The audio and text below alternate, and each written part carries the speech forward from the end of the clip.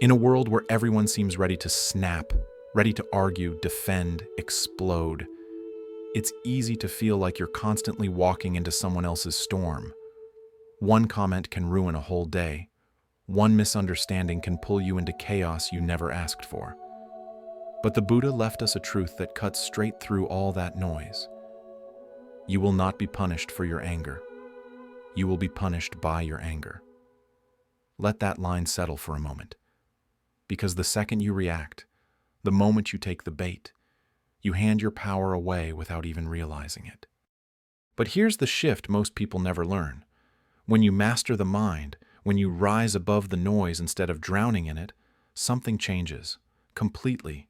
You become untouchable, unshakable, calm in a way the world cannot disturb. And in this video, I'm going to share 7 core Buddhist lessons that can train your mind to live exactly like that. If you're ready to step into that kind of peace, just stay with me. Your transformation starts now. 1. Detachment is the key to inner power. Most people move through life like leaves in the wind, blown around by opinions, emotions, praise, criticism, wins, and losses. One rude comment and their entire mood collapses. One small failure and suddenly they question their worth. Their peace rises and falls depending on what the world does, and because of that, the world owns them.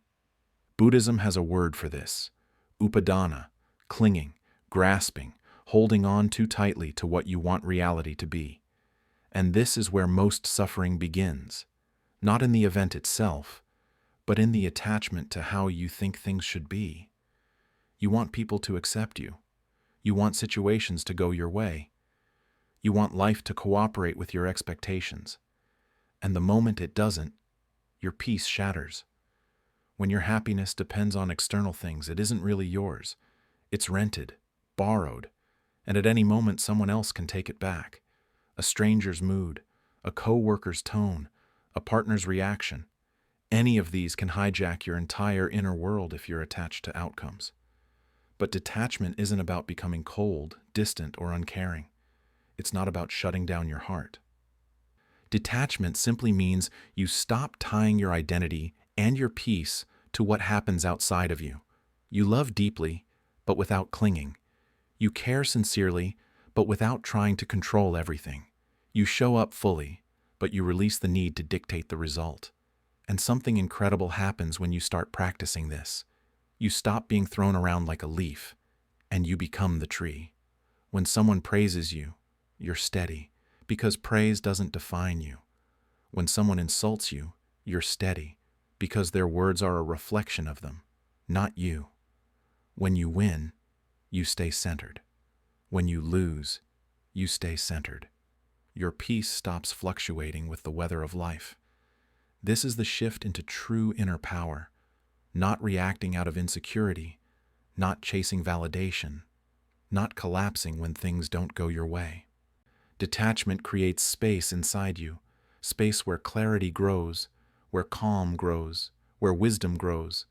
And in that space, you become untouchable, not because nothing happens to you, but because nothing outside of you has the power to shake your center anymore.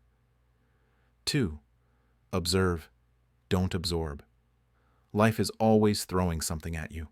Someone's frustration, someone's jealousy, someone's bad day, someone's unresolved pain. And most of the time, people don't even realize they're doing it. They spill their emotions onto whoever is closest, and if you're not conscious, you end up catching all of it like a sponge. That's how most people live. They absorb everything. Someone walks into the room angry. You get tense. Someone criticizes you unfairly. You carry it for hours. Someone dumps their negativity on you. Suddenly your chest feels heavy and your mind won't stop spinning. And before you know it, you're no longer dealing with your emotions. You're dealing with theirs. You've become a mirror for someone else's suffering. But Buddhism teaches a radically different skill, one that can change your entire emotional life. Observe, don't absorb. You don't have to take in every emotion that enters your space. You don't have to hold the pain someone hands you. You don't have to internalize energy that was never yours to carry. This is where mindfulness, especially practices like Vipassana, becomes transformative. You train your mind to become like a still lake. When a stone hits the surface, yes, it creates ripples. Yes, you feel the impact. Yes, the water moves. But the lake always returns to calm. It does not become the stone. Your mind can work the same way. You can witness someone's anger without becoming angry. You can feel the first wave of hurt without letting it take over your entire identity. You can notice your reaction rising, and instead of feeding it, you allow it to rise and fall like a passing wave. Here's the truth most people forget. You are not your thoughts. You are not your emotions. You are the awareness behind them. You're the space that notices. You're the sky, not the storm passing through it. Think of it like someone handing you a burning coal. If you take it, you burn. If you don't take it, the coal stays with them. It may still hurt to see it. It may still shock you at first, but you don't have to carry it. Observation creates emotional distance. Not coldness, not numbness. Distance, the space where self-control and clarity live. Most people think reacting to everything makes them strong. It doesn't. It makes them controlled. True mastery is being able to stand in the middle of other people's storms and not turn into the storm yourself. So the next time someone throws their chaos at you, remember, pause, notice, breathe, let it pass, because your peace is too precious to let anyone else pour their noise into it. 3. The power is always in the pause. Between every event and your reaction, there is a tiny, almost invisible space. A small pause that most people rush past without ever noticing. And yet, that tiny pause is where your entire power lives. Someone insults you. Someone cuts you off in traffic. A challenge shows up out of nowhere. Your first emotion rises instantly. Heat in the chest, tension in the jaw, a flash of anger or fear. Most people mistake that first surge as themselves. They believe they are the emotion, so they react blindly, automatically, without awareness. And that's where suffering begins. But Buddhism teaches a different truth. You are not the first feeling. You are the one who can pause and choose. The Buddha said we are not prisoners of what happens to us. We become prisoners of our automatic reactions. And those reactions are fast, conditioned, almost mechanical. They fire before we even think. But the pause is freedom. In that split second, just one breath, you can step out of the storm and ask yourself, what is the wise response here? Not the loudest, not the angriest, not the habitual one, the wise one. This is the heart of meditation training. When you sit and watch the breath, you practice feeling a sensation without acting on it. A thought appears, you don't chase it. An emotion rises, you don't obey it. You learn to witness instead of being dragged around by impulses, and slowly the brain rewires. You go from instantly reacting to instantly observing, from being pulled by emotion to standing in your center, from living on autopilot to responding with clarity.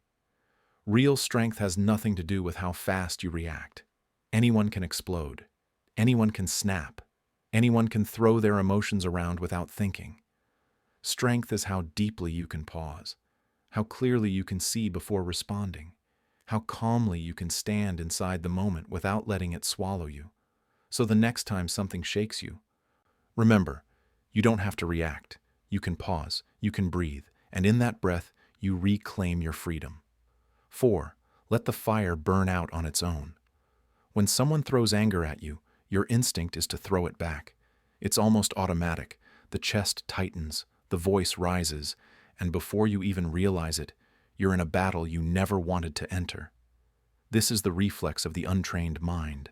Attack when attacked, burn when burned. But the Buddha revealed a truth that cuts straight through this cycle. Hatred is never ended by hatred. Not once in human history has adding more fire ever put out a fire. When someone directs anger toward you, they are essentially handing you a burning torch. The moment you grab it, by arguing, defending, proving, shouting, the fire becomes yours to carry. But if you refuse to take it, if you don't pick it up, the flame has nowhere to go.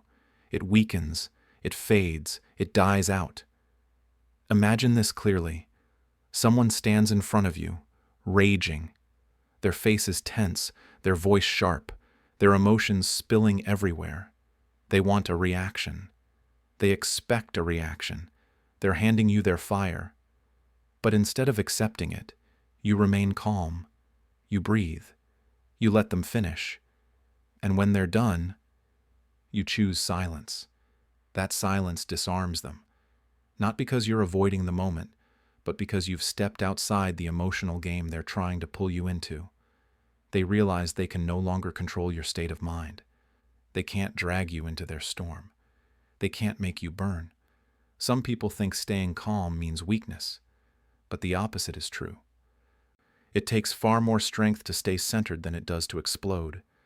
Anyone can react, but only someone who knows their inner power can remain still. Here's the deeper reality. Every time you react with anger, you reinforce that habit in the brain. You strengthen the neural pathway that says, when I feel attacked, I attack back. And over time, you become a prisoner of that pattern.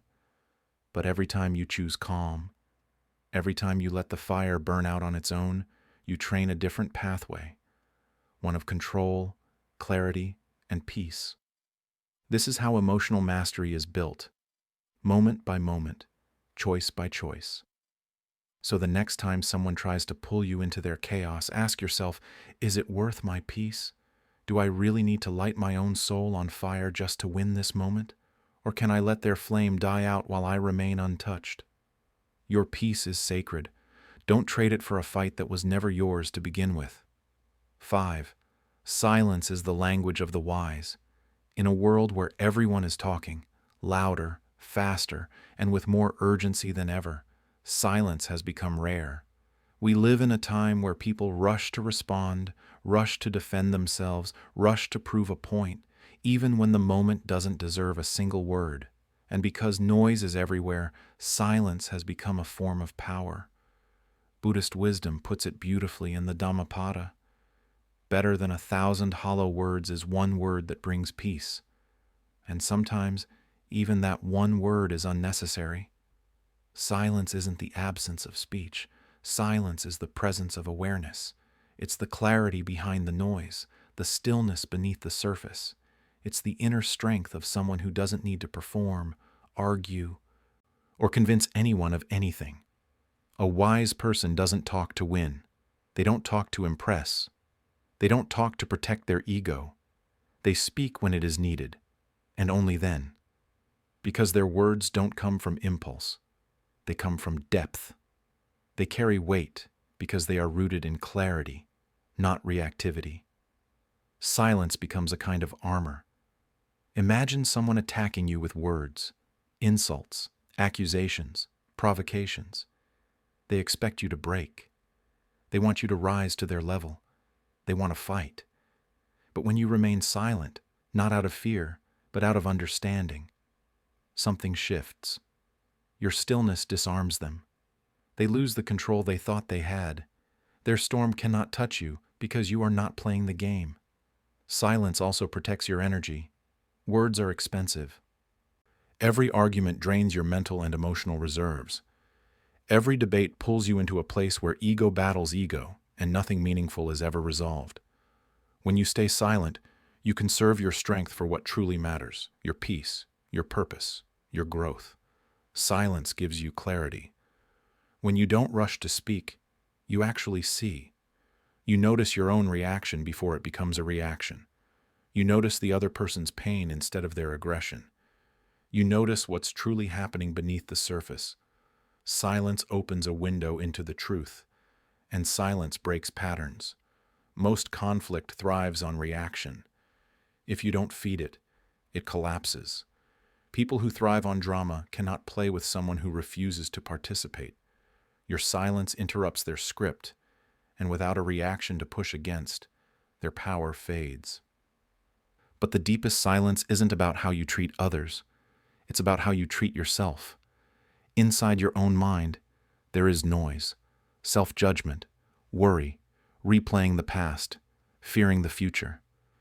True silence is when that inner storm begins to settle, when thoughts pass without dragging you into them, when your awareness becomes calm like a lake at dawn. This is where healing happens. This is where transformation grows. This is where wisdom takes root. So the next time you're pulled to respond, pulled to explain, pulled to defend your worth, ask yourself, is this silence more powerful than anything I could say right now? Most of the time, the answer is yes. Because in silence, you don't lose the moment. You gain yourself. 6. Acceptance ends all suffering. Suffering doesn't come from what happens. It comes from the inner voice that whispers, "This shouldn't be happening." That single belief creates more pain than any circumstance ever could. The event hurts once, but our resistance, our denial, our mental fight against reality, that hurts again and again. Buddhism teaches that the true root of suffering is craving, the desire for reality to be different from what it is right now. We crave certainty in a world that constantly changes. We crave comfort in a life that is unpredictable. We crave control in a universe that doesn't owe us any. And when life doesn't match our expectations, the mind rebels. It protests, resists, tightens, and creates an internal storm far bigger than the external one. But acceptance is what ends that storm. Acceptance doesn't mean you like the situation. It doesn't mean you approve of someone's behavior. It doesn't mean you give up or stay silent or let yourself be mistreated. Acceptance simply means you stop arguing with reality inside your own head. You stop pouring energy into wishing the moment were something else. You stop fighting battles you cannot win, battles against what has already happened. Imagine standing in the rain with no umbrella. You can get angry at the sky, curse the weather, or tell yourself the rain is unfair. But none of that will keep you dry. You're getting wet either way. The rain doesn't cause suffering. Your resistance to being wet does. But if you breathe, feel the drops, and just walk. The discomfort is still there, but the suffering dissolves. Acceptance works exactly like that. It allows you to deal with the situation as it is, instead of how your mind thinks it should be. You can still take action. You can still set boundaries. You can still walk away from what hurts you. But your actions come from clarity, not from the chaos of resistance. And this is especially true with people. You can't control anyone's behavior, not their maturity, not their choices, not their emotions. But you can accept that they are who they are, and then choose what role they get to play in your life. Acceptance doesn't tie you to them. It frees you from needing them to change in order for you to be okay. But the deepest acceptance is the acceptance of yourself. You cannot heal what you keep denying. You cannot grow from a flaw you refuse to look at. You cannot evolve while pretending you're already perfect. The moment you say, "This is where I am right now," something inside you softens. The inner fight loosens. The pain lightens because you're no longer tightening around it. And that softness is the beginning of transformation. Here's the paradox the Buddha understood. When you stop resisting your pain, it begins to soften. When you stop running from fear, fear stops running your life. When you let the moment be what it is, your suffering dissolves. Not because the challenge disappears, but because your war with the challenge ends. Acceptance is not the end of growth. It's the beginning. It's the moment you shift from "why me" to the far more powerful "what now?" And in that single shift, peace returns, control returns. Your strength comes back online. And the suffering that once felt unbearable becomes something you can finally walk through with clarity and grace. 7. The power of focused energy over time. In Buddhist teachings, There's a powerful word that explains how real change happens. Bhavana, the cultivation and training of the mind. Not overnight transformation, not sudden enlightenment, but steady, intentional shaping of your inner world through focused energy, repeated over time. Your life always moves in the direction of your attention. Where your focus goes, your mind follows. And in the modern world, most people's attention is scattered into 1,000 pieces. We wake up to notifications. We bounce between messages, comparisons, worries about the future, regrets about the past. Our minds jump from one thought to another, like a candle flame in the wind, flickering, unsteady, easily extinguished. This scattered energy doesn't just tire you out, it weakens you. When your attention is fragmented, your emotions become reactive, your inner world becomes unstable. Little things trigger you because your mind has no ground to stand on. But Buddhism shows another way, a quieter, slower, far more powerful path. The path of small, steady returns to awareness. Think of your attention like water. If water has no container, it spills everywhere. But when you direct it, collect it, focus it, it becomes powerful enough to shape anything. Or imagine a single drop of water falling on the same rock every day. One drop does nothing. 100 drops barely make a dent. But thousands of drops, over time, carve the rock itself. Your mind works the same way. Every time you return to your breath, every time you notice a negative thought but refuse to obey it, every time you feel a reaction rising and choose not to feed it, every quiet moment you reclaim from distraction, that is one drop, one moment of bhavana, one step toward reshaping the stone of your old habits. And here's the truth most people need to hear. You will lose focus. You will slip. You will fall back into old patterns. Even monks do. Even masters do. Even the Buddha's closest students did. What mattered wasn't perfection. It was the willingness to begin again. You notice you drifted? Begin again. You reacted without thinking? Begin again. Your mind wandered into worry or comparison? Begin again. Every return is progress. Every return strengthens a new pathway in the brain. Every return makes your presence deeper and your mind steadier. Over time, something subtle but extraordinary begins to happen. Your nervous system calms, your reactions slow, your awareness expands. You stop getting dragged into every emotional storm. You stop living in the chaos of scattered energy. You become grounded, not by force, but by training. You become steady, not by effort, but by alignment. You become a person whose calmness changes the atmosphere of a room. This is the quiet miracle of focused energy over time. You grow without announcing it. You strengthen without showing it. And one day, without even realizing when it happened, you look around and notice. You are no longer triggered by everything. You are no longer pulled everywhere. You have become a center of peace for yourself and for the people around you. That is bhavana. That is inner mastery. And it is built one mindful moment at a time. Through detachment, you learned that your peace can't depend on anything outside of you. Through observation, you discovered you don't have to absorb the world's chaos. Through the pause, you reclaimed the power to choose your response. Through non-reaction, you let other people's fires die without burning yourself. Through silence, you rose above the noise and protected your energy. Through acceptance, you ended the inner war that created your suffering. And through focused energy, you reshaped your mind one mindful moment at a time. These 7 teachings point to one truth. Your power has never come from controlling the world. It comes from mastering the world within you. You don't need to win every argument. You don't need everyone to understand you. You don't need praise, approval, or validation. What you truly need is your center, steady, grounded, awake. So the next time life tests you, remember this. You are the mountain. You are the stillness. You are the space between trigger and response. And within that space, Nothing can shake you. Nothing can take your peace.